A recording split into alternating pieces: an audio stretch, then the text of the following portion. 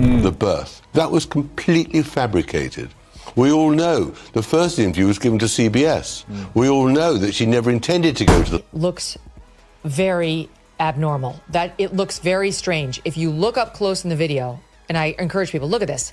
It looks like there's like a bag or like some sort of something. We know that they deceived the public about the birth data and time of the whole event. The question that no royal ever dared to whisper out loud has now exploded across every headline. Are Archie and Lilibet truly Harry and Meghan's children? Yes, the unthinkable has now become the center of the storm. The lawyer saying that in that statement, when they have that long attack on the Mail, which is astonishing. Nobody believed it would come to this. For years, Harry and Meghan wrapped their children in an iron curtain of secrecy, declaring Archie and Lilibet completely off limits. They fought hard to make sure no public speculation touched them, but now, thanks to Tom Bower, those children are not just part of the narrative, they are at the heart of the biggest scandal the Sussexes have ever faced. And this isn't tabloid chatter. Tom Bower doesn't peddle whispers, he detonates bombs. Eggs and go right down, which is actually incredibly crude. And she's just letting it all go. This time, his revelation strikes at the very core of the Sussex brand. He suggests Archie and Lilibet may not even be Harry and Meghan's biological children. That surrogacy wasn't just a quiet personal choice, it was a truth deliberately concealed, maybe even half-truth spun for years. In the royal universe, this isn't a scandal, it's an earthquake, because this isn't about their lifestyle choices, their charity work, or their endless family feuds. It's about bloodlines, legitimacy, and the ultimate question: who really belongs in the royal succession? Birthday to actually show when she was born. You know, it's absolutely... For years, Harry crafted a redemption arc for himself. He transformed from the rebellious prince with a messy past into the doting husband and father who claimed family life in California had saved him. Fatherhood was his anchor. It was his justification for ditching the palace, for signing the Netflix deals, for igniting public feuds. Over and over, he repeated the mantra, "I'm doing this for my children." But Tom Bower's bombshell ripped that foundation apart in seconds. She didn't cooperate with Omid Scobie, and she said that she didn't consult anyone when writing the letter to her father. That was in a sworn written statement. That was untrue. She then admits that... Now, whispers paint Harry as a man unraveling. Sleepless nights scrolling through headlines about Archie and Lilibet, pacing their mansion halls in fury, snapping at staff, lashing out in paranoia. The same man who championed mental health now looks swallowed by it. His old army friends say they hardly recognize him anymore. The once steadfast comrade now seems broken, consumed by distrust. Is very, very careful of everything. She organizes things in her head and written down. Meghan, meanwhile, is playing a completely different game. She's silent, not dramatic, no breakdowns, no teary interviews. Instead, sources claim she's in full crisis management mode, drafting legal threats and ordering her team to smother the story before it spirals further. It's extraordinary how the whole thing is unraveling. And yet they don't produce any evidence. None at all. Of the claims that they have made against the royal family. On paper, it seems like the smartest strategy. After all, one harshly worded legal letter can silence a tabloid faster than any press release. But here's the twist. The harder Meghan's lawyers push, the louder the public suspicion grows. The more she fights to choke the story, the more convinced people become that there's something to hide. It's the Streisand effect, magnified tenfold. Every attempt to bury it only fuels the wildfire. From her carefully posed pregnancy photos to their Netflix documentaries, Meghan has always scripted her narrative. And in this story, she's sticking to the same playbook, control the story at all costs. But the problem? The audience has changed. What once looked polished now reeks of manipulation. And here's where it gets really messy. Silence doesn't erase suspicion, it amplifies it. Meghan's refusal to directly confront the rumors leaves a vacuum, and in that vacuum, gossip thrives. Old photos get dissected, timelines reanalyzed, every lawyer's letter treated like proof that a devastating secret lies hidden. If there's one thing that fuels Tom Bower's claims more than anything else, it's the endless unanswered questions about Meghan's pregnancies. From the very first announcement that Archie was on the way, nothing ever seemed to quite line up. The timelines were fuzzy, the appearances were carefully staged, and the photos? Let's just say they left the world scratching its head. Unlike Kate Middleton, who gave the world that iconic hospital steps moment just hours after giving birth, tired but radiant, baby in her arms, Meghan offered no such transparency. No hospital steps, no smiling doctors, no candid nurse sightings. Just glossy, curated images that looked more like magazine covers than genuine life milestones. And that difference did not go unnoticed. Then came the infamous bump debate. Meghan's pregnancy belly seemed to shift in shape and size from appearance to appearance, leaving the public buzzing with theories. Was it camera angles, lighting tricks, or was there more to it? Clips of Meghan bending over with ease late in pregnancy went viral, sparking whispers that refused to die down. And when it came to Lilibet's birth in California, the secrecy only doubled. No clear hospital records, no timely official announcement, just another set of polished images released long after the fact, deepening the mystery. For any ordinary family, these oddities wouldn't matter. But this isn't an ordinary family, it's royalty.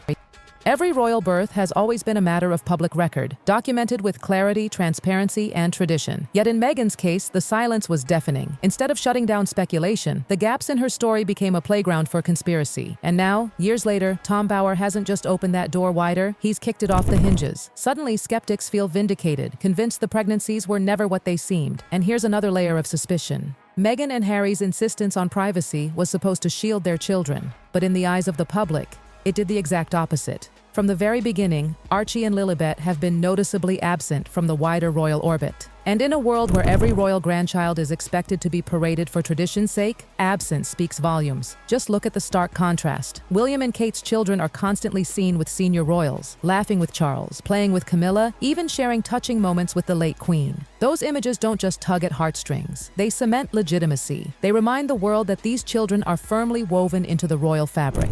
But Archie and Lilibet? Practically invisible. Beyond the carefully controlled photographs released by Harry and Meghan themselves, there's an eerie silence. No Charles cradling his grandchildren, no palace birthday celebrations, not even casual snaps of family togetherness. The absence is glaring, and now, with Bower's bombshell, it looks almost deliberate. The whispers are growing louder. Was this distance truly Harry and Meghan's choice for privacy? Or was the palace deliberately keeping its distance, anticipating a day when these very rumors would explode? Some royal watchers now believe the monarchy may have known more all along, drawing boundaries quietly just in case the truth one day spilled out. This is where the drama explodes into dangerous territory: succession. The British monarchy isn't just a family, it's an institution built on centuries of unbroken bloodlines. Every heir must be unquestionable, because even the faintest shadow of doubt threatens the entire system. On paper, Archie and Lilibet are right there in the line of succession. Archie follows directly after Harry, seventh in line to the throne, while little Lilibet comes next. But if Tom Bower's claims carry any weight at all, that tidy succession chart suddenly looks fragile, even shaky. And the monarchy knows it. For generations, the royal family has weathered scandal after scandal, affairs, divorces, even abdications. But legitimacy of heirs? That is untouchable. To question who truly belongs in the royal bloodline is to question the monarchy's very survival. Imagine the chaos if whispers about Archie and Lilibet's parentage picked up steam. Every newspaper, every politician critical of the crown, every Republican campaigner would use it as ammunition. This isn't just messy family drama, it's a potential constitutional crisis. Even more devastating, the doubt isn't just coming from outsiders, it's creeping into his own circle. Friends, advisors, even family members. Everyone is said to be walking on eggshells, worried about how unstable Harry's state of mind has become. After all, Harry has never hidden his mental health struggles. And a scandal this raw doesn't just sting, it destabilizes. And here's the cruelest cut of all. Harry's role as a father is now under scrutiny in a way he never wanted. Every time Archie and Lilibet's legitimacy is questioned, Harry feels it as a knife to the heart. For him, this isn't about succession charts or palace politics. It's about two little lives he swore to protect at all costs. And in his darkest moments, the fear isn't what the world believes. It's whether he can withstand a storm this brutal, one that may only just be beginning. For Meghan, this scandal is more than just another headline. It's the nightmare scenario she's been trying to outrun since the day she entered the royal spotlight. She's faced accusations before of being manipulative, ambitious, even controlling. But this is different. This touches her children. And in the brutal world of public opinion, there's nothing harsher than questioning a mother's bond. Every time Meghan refuses to speak directly, people twist it. Every legal letter looks like an admission of guilt. Every polished photo feels like an attempt to cover tracks. And every silence is seen as proof that the whispers might just be true. Meghan's greatest weapon, control, has turned into her biggest weakness. The harder she grips the narrative, the more it slips through her fingers. Supporters argue she's being hounded unfairly, that no other royal has endured this level of microscopic scrutiny. But critics insist she invited this by treating her life as a stage production, where nothing ever seemed authentic. And in the court of gossip, perception is everything. Meanwhile, Harry is unraveling further. Friends describe him as isolated, distrustful, and increasingly volatile. This isn't just a PR storm for him, it's an identity crisis. For years, he's defined himself as the protector, the father willing to burn bridges with centuries of tradition to shield his family. Now, that role feels hollow. Every question about Archie and Lilibet's parentage hits him like a personal betrayal. Worse still, the palace silence gnaws at him.